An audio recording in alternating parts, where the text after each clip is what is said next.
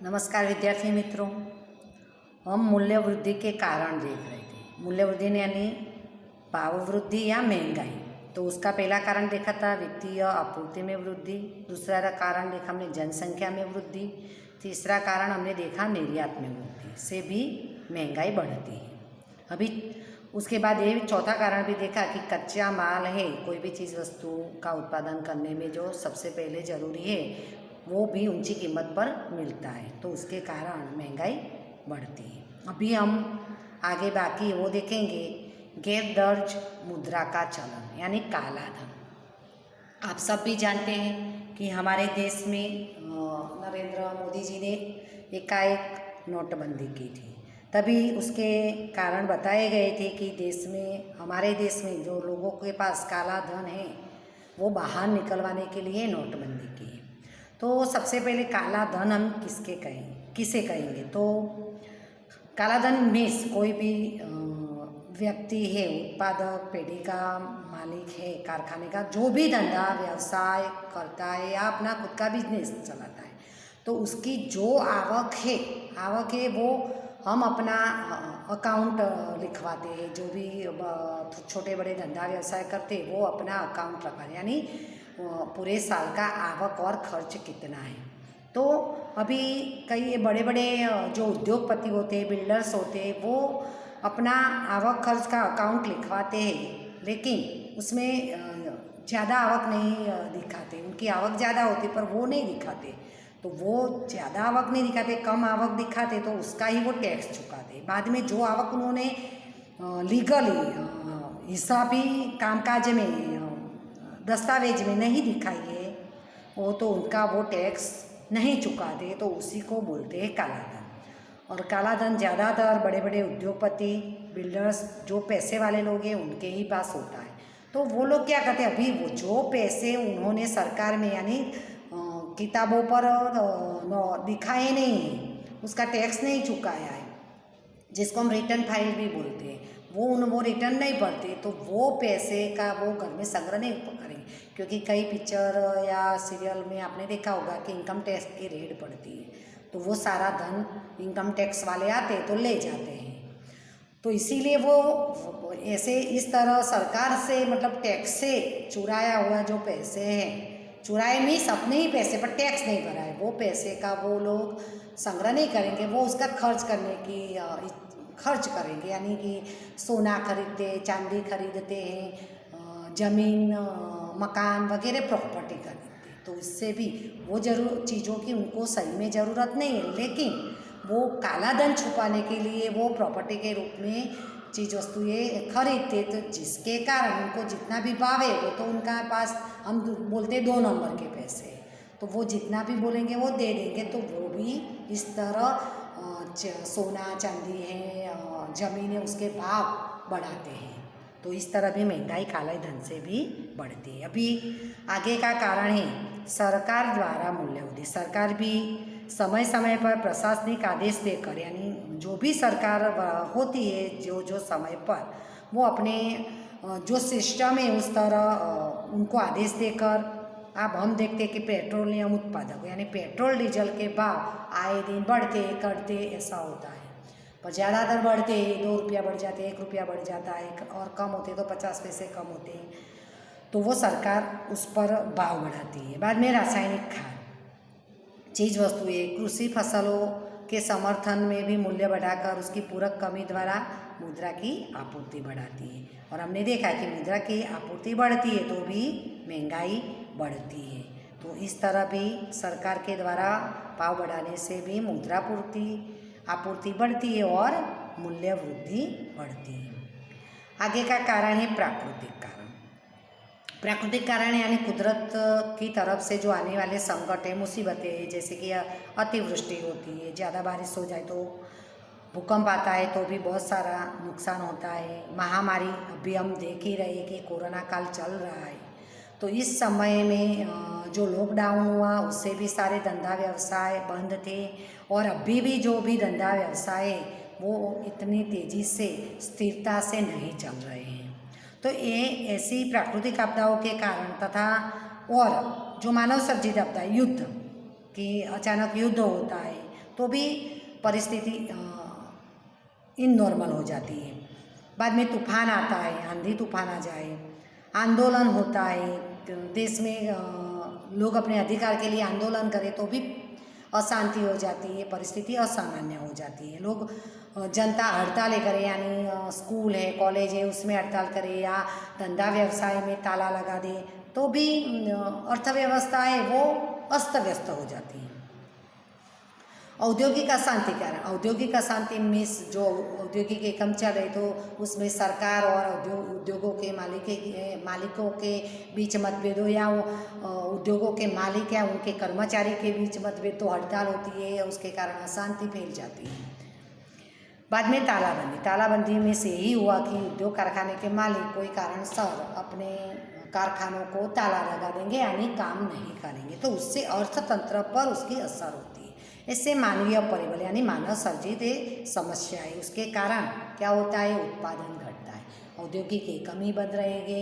ये सभी कुदरती परिस्थिति संकट देके, मानव सर्जित संकट देके, सबके कारण जो उद्योग धंधा व्यवसाय है वो बंद हो जाते हैं या चलते तो थोड़े समय के लिए चलते हैं। तो उसके कारण अभी हमने, आप तो बच्चे हैं तो परिस्थिति का अनुभव नहीं किया था, लेकिन आज की जो परिस्थिति है कोरोना काल की, तो आपने भी, अभी आप 10वीं में तो आप सब समझते हो, आपने इस परिस्थिति का सामना किया है कि 3 महीने बिल्कुल हम घर पर, पापा मम्मी जो भी काम करते घर पे रहे, तो हमने जो हमारे पास बचत थी वो खाई, और वो तो हमारे घर की स्थिति है। पूरे देश की स्थिति देखो कि धंधा व्यवसाय बंद होने से उत्पादन बिल्कुल नहीं हुआ, तो उसके कारण देश की जो आर्थिक स्थिति है वो भी बिगड़ गई। हमने देखा कि हमारे देश का जो जीडीपी ग्रोथ है वो माइनस में चल रहा है, क्योंकि उत्पादन बिल्कुल नहीं हुआ। उसके कारण देश में ही परिस्थिति असामान्य हो गई, लोगों को रोजगारी नहीं मिली, लोगों की आवक नहीं मिली, लोगों की खरीद शक्ति कम हो गई, कम हो गई, प्लस सामने चीज़ वस्तुओं की कमी हो गई, उत्पादन कम होने के कारण तो चीज़ वस्तुओं के भाव भी ज़्यादा बढ़े। ये है अर्थतंत्र की अर्थव्यवस्था अस्त व्यस्त, मतलब व्यवस्था जो हो गई। और जो निर्यात हम दूसरे देशों में चीज़ वस्तुओं का करते थे वो भी बंद हो गया, इसीलिए विदेशी मुद्रा भी देश में आने की बंद हो गई, यानी देश का कर्जा भी बढ़ने लगा। तो ये सारी परिस्थिति का सामना हम आज भी कर रहे हैं। तो इसके कारण आप सब भी जानते हैं कि चीज़ वस्तुओं के भाव भी पहले के सामने आज ज़्यादा बढ़ गए। उसका कारण जो भी सारे मैंने आपको बताए वो कारण के कारण ये हो गया। तो आपूर्ति घट जाती है, साथ में मुद्रा की मात्रा भी स्थिर हो जाती है। इसके कारण चीज़ वस्तुओं की मांग तो वही रहती है, उसके कारण जो मूल्य स्तर है, चीज़ वस्तुओं का मूल्य स्तर, भाव है, वो बढ़ते जाते हैं।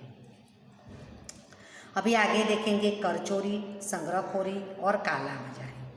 अभी कई बार आयात करते उस पर ऊंची दर लगाने के कारण सरकार भी जो अर्थव्यवस्था है उसमें बैलेंस बना रहे, उसके कारण जो हम दूसरे देशों में से चीज़ वस्तुओं का आयात करते उस पर ऊंचा टैक्स लगाती है, क्योंकि हम उसके सामने निर्यात का दर कम होता है, तो बैलेंस करने के लिए ये चीज़ करती है। तथा कुछ वस्तुओं की आयात पर प्रतिबंध भी लगा देती है। और ये समय में हमने, ये कोरोना काल में हमने ये भी देखा कि आत्मनिर्भर भारत बनाए, स्वावलंबी भारत बनाए और विदेशी चीज़ वस्तुओं का बहिष्कार करें, जिससे हमारे देश का पैसा हमारे देश में ही रहे और हमारे देश में चलने वाले धंधा उद्योग और व्यवसाय चले, क्योंकि वो चीज़ वस्तुएं हम खरीदेंगे तो वो धंधा उद्योग व्यवसाय चलेगा, और वो धंधा उद्योग व्यवसाय चलेगा तो लोगों को रोजगारी मिलेगी तो लोगों को आवक मिलेगी और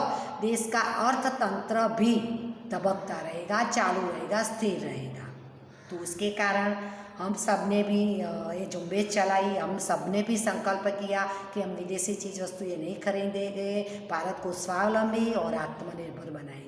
स्वावलंबी और आत्मनिर्भर बनाने का एक ही कारण है कि देश का पैसा देश में रहेगा, लोगों को धंधा उद्योग व्यवसाय ज़्यादा चलेंगे तो लोगों को रोजगारी मिलेगी, हम अपने देश वस्तुओं की चीज़ों की खरीदी करेंगे तो चीज़ वस्तुओं की मांग बढ़ेगी, तो और उत्पादन बढ़ाने के लिए वो ज़्यादा इन्वेस्टमेंट भी करेंगे और लोगों को रोजगारी प्राप्त होगी। और हम सब जानते हैं रोजगारी मिलेगी तो आवक बढ़ेगी, आवक बढ़ेगी तो खरीद शक्ति बढ़ेगी, खरीद शक्ति बढ़ेगी तो लोगों का जीवन स्तर सुधरेगा और देश का आर्थिक विकास भी होगा।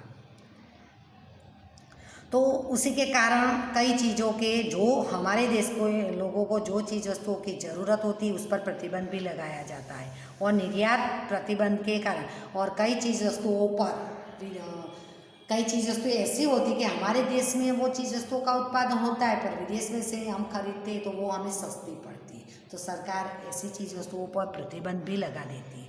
उसके कारण चोरी के विचार, प्रतिबंध के कारण चोरी के विचार, अभी निर्यात पर प्रतिबंध होता है तो जो बड़े बड़े व्यापारी है वो लोग कर चोरी करेंगे और चोरी छिप कर नहीं भरकर विदेशी सामान देश में लाया जाता है, उसे दान चोरी कहते हैं। यानी टैक्स नहीं भर के आपने भी कई पिक्चर वगैरह में देखा होगा कि पुलिस की नज़रों से छुपाकर इनलीगली जो माल सामान हमारे दूसरे देश में से हमारे देश में आता है उसको दान चोरी कहते हैं, क्योंकि उसका टैक्स निर्यात टैक्स होता है वो नहीं भरते हैं और निर्यात पर प्रतिबंध होने के बावजूद भी आयात पर प्रतिबंध होने के बावजूद भी हम दूसरे देश में से सामान लाते हैं और टैक्स नहीं भरते हैं, उसको दान चोरी कहते हैं। अभी भविष्य में कई बार ऐसा होता है कि ये समय में भी हमने मार्च अप्रैल में भी हमने देखा कि ये चीज़ वस्तुओं के भाव बढ़ जाएंगे तो हम बाजार से जाकर सामान लेकर आकर हमारे घर में भी संग्रह करते थे। इस तरह व्यापारी लोग भी करते, व्यापारी लोग भी सीजन में जो सामान का सीजन हो वो भर लेते सस्ते दामों में, वो गोदाम पूरे भर लेते, बाद में वो सामान को जब बाज़ार में वो सामान की कमी हो जाती तब भी निकालते तो उसका वो ज़्यादा दाम लेते, उसको हम बोलेंगे संग्रहखोरी और काला बाजारी भी। तो और हमें लगे कि भविष्य में चीज़ों के भाव बढ़ने वाले तो हम एकदम से बाज़ार से जाकर वो सामान लाकर अपने घर में उसका संग्रह कर लेते हैं और सामने रक्षण प्राप्त कर सकते हैं, जिससे समाज में सभी वर्ग, व्यापारी, उत्पादक, ग्राहक वस्तुओं का जत्था कम अधिक मात्रा में संग्रह, जिसकी जितनी कैपेसिटी है जितने पैसे वो सामान का संग्रह करते हैं। ये ऐसा अटकल मिले कि भविष्य में इस चीज़ वस्तु का भाव बढ़ेगा तो व्यापारी हो, ग्राहक हो, सभी वर्ग के समाज के लोग हो अपनी जो आवक है उसके हिसाब से वो उसका संग्रह करते हैं, जिसके परिणाम स्वरूप अभी वो वस्तु की बाजार में अछत हो जाती है, कमी हो जाती है। और कृत्रिम ये कमी कैसी हुई, क्योंकि सामान तो बहुत सारा है लेकिन लोगों ने अपनी हैसियत के अनुसार लोगों में ग्राहक और व्यापारियों ने उसका संग्रह कर दिया, इसलिए बाजार में कृत्रिम अछत हो जाती है, कमी हो जाती है और बाजार में बाद में वो चीज़ वस्तुओं के भाव बढ़ जाते हैं और बाजार में बहुत ही ऊंचे मूल्य वसूल करके लाभ की मात्रा बढ़ाकर उसका मूल्य बढ़ा दिया जाता कि जो व्यापारी है उसको लाभ अधिक मिले, उसको और प्रजा का अनुचित लाभ उठाते हैं, उसे नफाखोरी कहते हैं। इस प्रकार संग्रहखोरी, काला बाजारी और नफाखोरी जैसी असामाजिक प्रवृत्तियों से भी बाजार में चीज़ वस्तुओं के भाव बढ़ जाते जो मूल्य वृद्धि के लिए जिम्मेदार है। Okay, thank you. तो यहाँ पर हमने मूल्य वृद्धि के कारण देखे, आप सब उसको याद कर लेना, वो बड़े क्वेश्चन में आ सकता है।